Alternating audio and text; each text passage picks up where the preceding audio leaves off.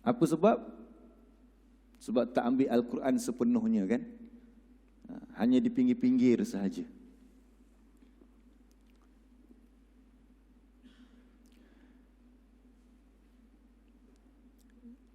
Itu sifat mereka. Jadi sekarang bila Nabi ajak mereka untuk pergi ke Mekah, mereka tak naklah pergi. Satu sebab nak kena keluar belanja. Pergi umrah hari ni berapa ribu? 8,000, 7,000. Maksudnya daripada dulu pun kena keluar belanja. Nak pula zaman hari ni bukan macam zaman dulu. Hari ni kita pergi boleh WhatsApp lagi.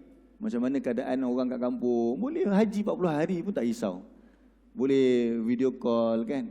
Ini nak tinggalkan siapa? Nak tinggalkan anak-anak mungkin. Kedai runcit dia buka ke, ladang-ladang yang dia ada ke, siapa nak tengok lagi? Tak, ya ke pekerja tu buat betul-betul? Risau juga nak tinggalkan kedai.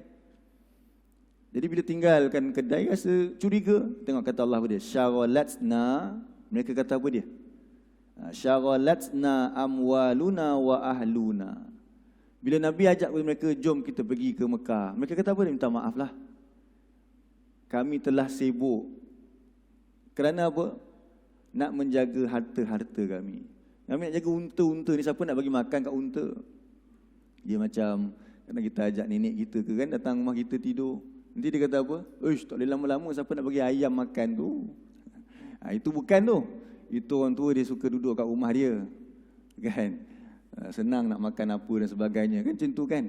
Bukan macam tu lah. Tapi nak bagi tahu, mereka kata mereka nak jaga harta mereka. Antara harta mereka pada unta-unta mereka yang mereka bela tu lah. Jadi siapa nak bagi makan unta-unta kami tu? Wa ahluna. Siapa nak jaga keluarga kami? Jadi ini adalah apa dia? Alasan mereka. Kata Allah, kata mereka apa? Fastaghfir lana. Wahai Muhammad, minta ampunkanlah untuk kami. Jadi mereka bercakap menggunakan lidah mereka sebagai alasan. Allah kata yaquluna, mereka berkata bi alsinatihim, menerusi lidah-lidah mereka, ma laisa fi qulubihim, apa yang tiada di dalam hati-hati mereka. Sebenarnya mereka tak nak pergi sebab apa? Mereka benci. Mereka tak suka perjuangan ini. Anak-anak dan juga harta tadi tu sebagai alasan saja.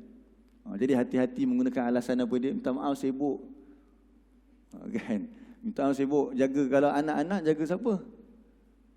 Cucu je cucu contohnya. Bukan salah pula lepas ni tak nak jaga cucu dah lah. Tak.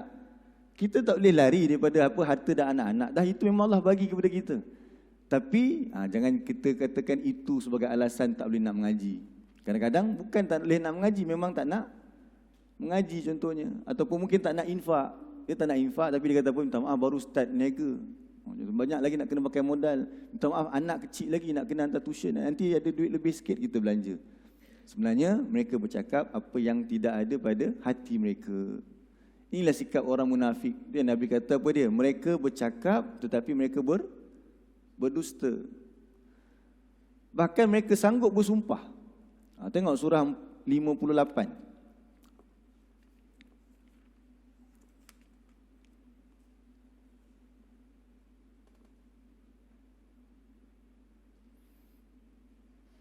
Mereka sumpah ni, berjanji ni sampai kiamat nanti. Surah 58 ayat yang ke-16 sampai 18. Jadi mereka bersumpah memberi alasan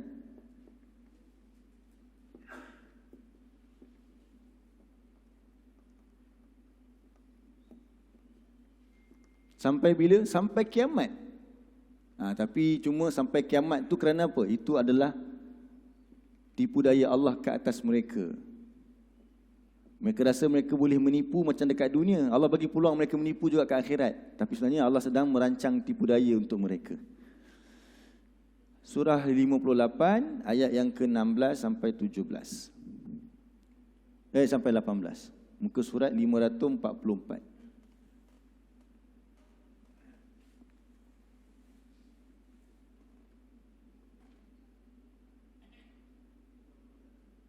Ya. Yang mana? Memberi sumpah memberi sumpah. Oh, salah. Mereka bersumpah memberi alasan sampai kiamat.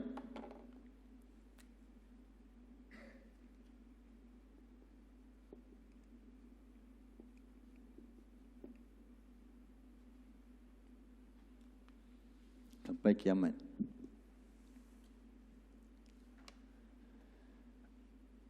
A'udzu billahi minasy syaithanir rajim. Ittakhadhu aymanahum junnatan fasaddu an sabilillahi falahum adzabun muhin.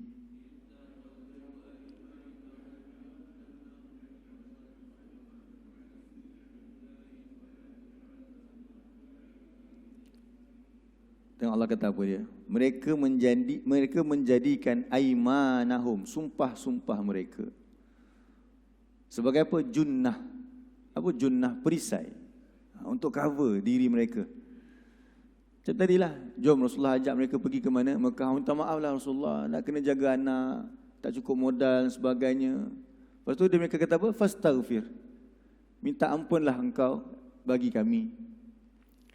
Minta excuse lah kepada Rasulullah. Fasaddu an sabilillah. Dan pada masa sama mereka menghalang jalan Allah. Mereka kata tak suka agama ni. Depan kita kata, nanti saya bantu, nanti kita ni. Tapi bila sampai perlukan bantuan, duit tu tak ada juga sampai, pergi kepada benda lain dulu. Jadi kita takut begitu. Falahum azabun muhin. Maka bagi mereka siksaan yang menghinakan. La tuniya anhum amwaluhum wala auladuhum minallahi syai'a.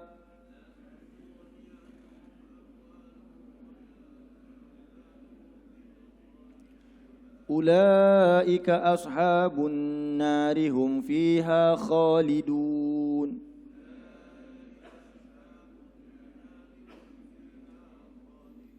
Jadi Allah kata tidak berguna kepada mereka harta benda mereka yang mereka sayangkan tu, yang mereka jadikan sumpah-sumpah mereka sebagai alasan tak nak menyumbang tadi tu, dan juga anak-anak mereka sebagai alasan mereka tadi tu, minallah, tak ada berguna nanti di akhirat. Ulaika ashabun nar, mereka itu adalah penghuni-penghuni neraka. Hum fiha khalidun, mereka di dalamnya adalah orang-orang yang kekal. Jadi pada hari kiamat pun sama juga. Cuba tengok ayat 18. Yauma yab'atsuhumullahu jami'a fayahlifuna lahu kama yahlifuna lakum wa yahsabuna annahum ala syai' ala innahum humul kadhibun. Jadi pada hari Allah membangkitkan mereka kesemuanya, maka yahlifuna lahu. Apa terjemahan dia? Mereka buat apa? Mereka bersumpah kepada Allah. Kama yahlifuna lakum, sebagaimana mereka bersumpah kepada kamu di mana? Di dunia dulu. So sampai ke akhirat Allah bagi mereka bercakap. Tapi yang di akhirat ini ialah balasan tipu daya mereka. Mereka bersumpah, mereka boleh bercakap seolah-olah macam mereka dulu dekat dunia Nabi tak apa-apakan mereka kerana apa? Mereka berjaya bersumpah kepada Nabi.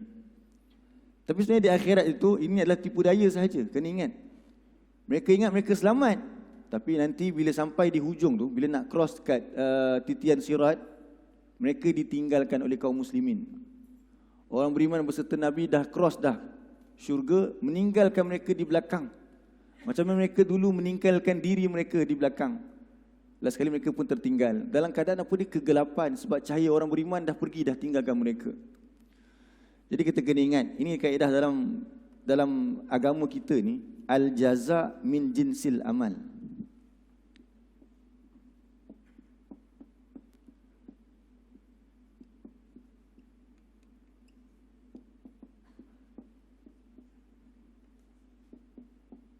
Ini bukan hadis, ini kaedah. Baca sama-sama. Al-jaza min jinsil amal. Sekali lagi. Al-jaza min jinsil amal. Apa maksud dia? Maksudnya ialah balasan sesuai dengan jenis amalnya.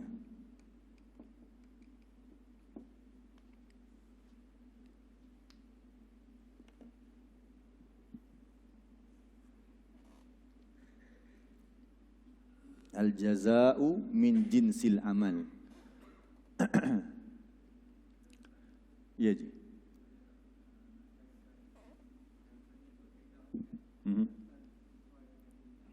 Ya. Akhlak sesuai dengan amal. Kaedah ni. Itu lain.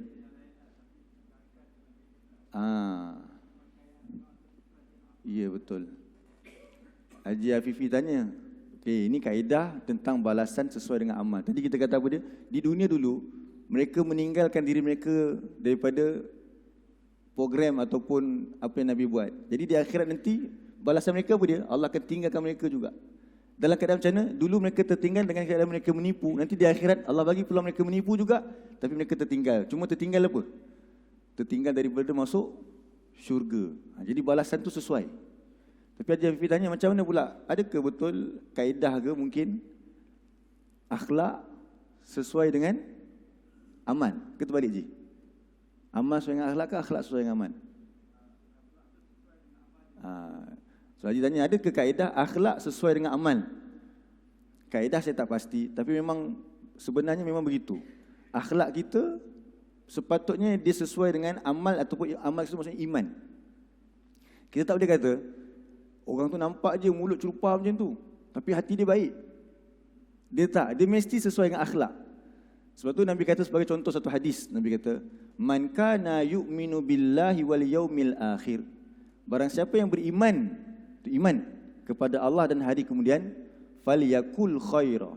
Hendaklah dia bercakap baik, au liyasmut, atau hendaklah dia diam. Jadi orang yang beriman, dia mesti cakap baik.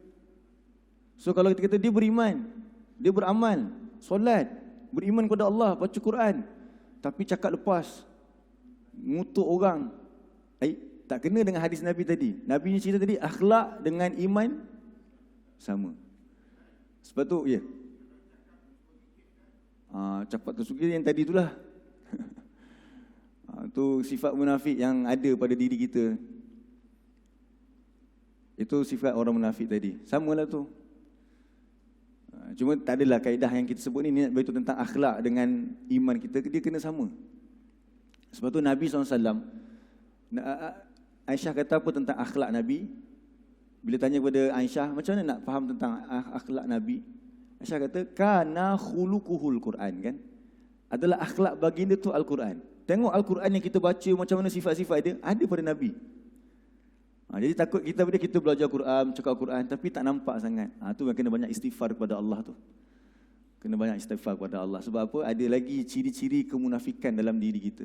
Semoga kita tak termasuk di kalangan orang munafik. Semuanya ciri-ciri tu ada. Sebab tu munafik ni ada dua jenis sebenarnya. Satu dipanggil munafik i'tiqadi. Munafik secara i'tiqad. Macam ni lah yang kita cerita sekarang ni. Memang betul-betul tak suka agama sebenarnya. Tapi macam kita ni, kita takut kita ni munafik berbentuk amali. Iaitu perbuatan dia macam orang munafik. Tak nak juga, walaupun hati kita beriman. Tapi perbuatan tu sama orang munafik. Jadi apapun luarannya nampak sama dengan orang munafik. Jadi tak sesuai lah begitu. Tapi tak adalah kena-mena dengan kaedah ni, Ji.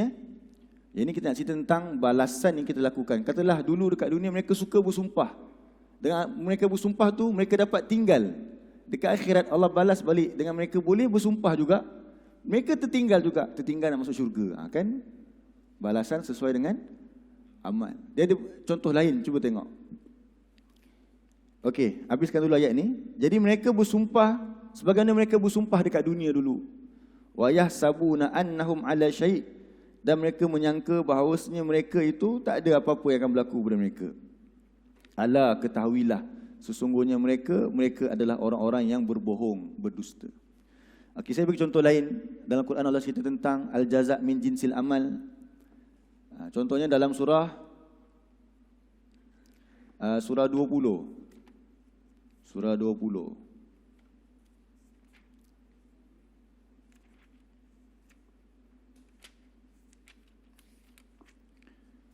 Ayat yang ke-124.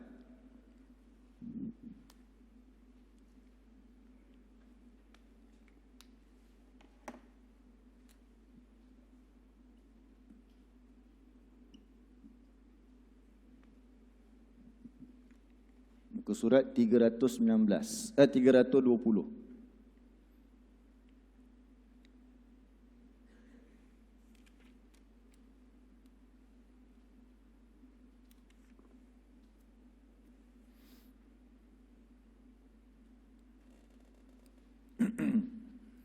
Surat 120.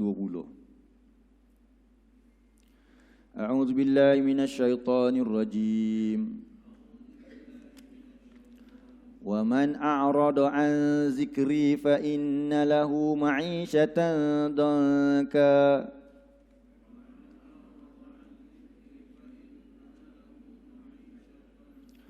Wa nahsyuruhu yaumal qiyamati a'ma. Qala rabbi lima hasyartani a'ma wa qad kuntu basira.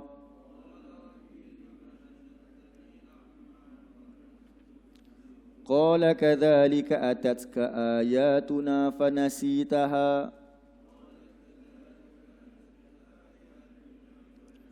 wa kadzalika al-yawma tunsa. Jadi ayat 124 tu Allah kata, barang siapa yang dia berpaling daripada peringatanku, tinggalkan Al-Quran, maka sesungguhnya Allah sediakan baginya kehidupan yang sempit. Dan kami kumpulkannya pada hari kiamat dalam keadaan buta. Maksud kehidupan yang sempit tu bukan hidup menderita miskin sahaja. Ada je orang tinggalkan Quran tapi semakin hidupnya makin selesa. Tapi nak betul sempit apa? Jalan dia nak ke syurga tu sempit. Allah bagi dia kelebihan, harta, kepandaian, tapi tak dapat digunakan itu untuk bawa dia pergi ke syurga. Itu kehidupan yang sempit. Allah bagi dia keluasan harta, tapi nak keluarkan duit daripada poket, dia sempit. Ibadat begitu. Istidraj kan. Kemudian di akhirat nanti kami himpunkan mereka dalam keadaan mereka orang-orang yang buta. Ayat 125, mereka kata ke Allah nanti, wahai Tuhanku, kenapa kau himpunkan kami dalam keadaan buta? Sedangkan dulu kami boleh melihat. Allah kata, demikianlah. Dulu telah datang kepada engkau ayat-ayat kami. Tengok Allah kata apa? Fanasitaha. Lalu engkau lupakan ayat ni. Kau tinggalkan ayat ni. Fakadha wa kadzalika, maka kerana dia demikian itu, al-yauma tunsa. Hari ini engkau dilupakan. Dekat dunia mereka buat apa? Mereka melupakan Al-Quran. Dekat akhirat, mereka pula dilupakan. Al-jaza' min jinsil amal. Balasan sesuai dengan amal. Banyak lagi contoh lain. Okey Ustaz, kalau contoh kebaikan ada tak? Ada. Yang kita tadabbur tentang surah As-Sajadah. Orang yang dia tu bangun malam, minta ampun kepada Allah dalam keadaan dia tak nampak Allah. Allah sediakan apa? Allah sediakan nikmat yang dia tak nampak juga. Tengok dalam surah 32.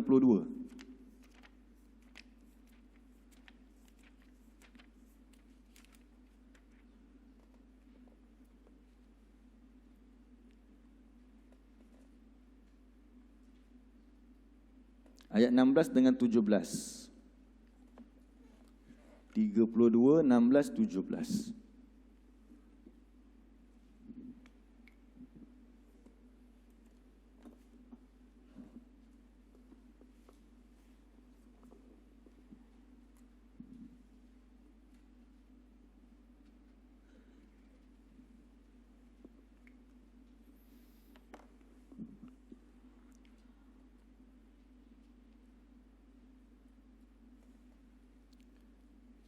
Surah 32, 16 dan 17. A'udzubillahi minasyaitonir rajim. Tatajafa junubuhum 'anil madaji'.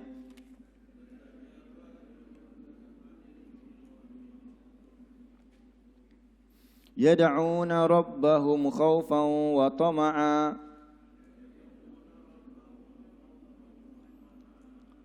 ومما رزقناهم ينفقون فلا تعلم نفس ما أخفي لهم من قرة أعين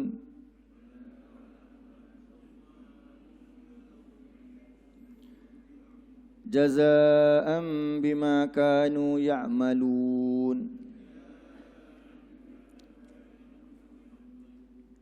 Jadi Allah cerita, lambung mereka, orang beriman ini, jauh daripada tempat tidur mereka. Iaitu pada waktu malam, mereka tidur sikit. Yada'una rabbahum, kerana apa? Mereka beribadah kepada Tuhan mereka dalam keadaan rasa takut dan tamak, iaitu sangat mengharapkan syurga. Dia cerita nak harapkan syurga ni bukan depan orang ramai, secara sembunyi. Jadi masa sembunyi, kau orang nampak. Sebab tu kalau orang tak nampak, kita boleh buat apa saja. Tapi bagi orang beriman, di sebalik orang tak nampak itu, dia sujud kepada Allah, berdoa kepada Allah, minta ampun kepada Allah. Di siangnya banyak dosa, di siangnya banyak amalan, tapi takut amalan tak diterima. Mereka takut kepada Allah. Secara apa? Sembunyi. Secara sembunyi, sebab bangun malam kan, yang mulai kan sendiri-sendiri dalam bilik masing-masing. Tak ada orang update status, Alhamdulillah dapat selesaikan solat witir pagi tadi pukul 4 pagi. Ada orang macam tu? Tak ada lah, dah benda tu buat sembunyi-sembunyi. Jadi ibadah yang sembunyi-sembunyi ni, Allah jaga janjikan apa dia? Tengok ayat yang ke-17. Maka satu jiwa pun tak mengetahui apa yang disembunyikan bagi mereka. Min qurrati a'yun, berupa segala kenikmatan yang menyejukkan mata mereka, sebagai balasan terhadap apa yang dahulunya mereka kerjakan. Allah juga sembunyikan apa? Balasan. Apa yang Allah nak bagi kepada kita? Ush, tak sabar nak tahu. Sebagaimana kamu sembunyikan amalan kamu, orang lain tak tahu, Allah juga nak sembunyikan nikmat. Al-jaza' min jinsil amal. Itu satu kaedah yang kita kena faham. Jadi ini satu peringatan. Kalau kita cerita sekarang ni tentang orang munafik, mereka menggunakan mulut mereka sebagai sumpah-sumpah. Harta mereka tu mereka sayang. Nanti sama di akhirat, kita sangka harta yang kita simpan tu boleh tolong kita, tak dapat. Allah balas balik dengan apa yang kita buat tu. Kita bersumpah yang kita tak dapat pergi sebab sekian-sekian, nanti Allah bagi peluang bersumpah juga ke akhirat. Tapi sumpah tu tak selamatkan kita juga di akhirat. Itulah balasan yang Allah akan sediakan bagi orang-orang yang munafik ini. Jadi buka balik ayat yang ke-11 surah 48 kita tu.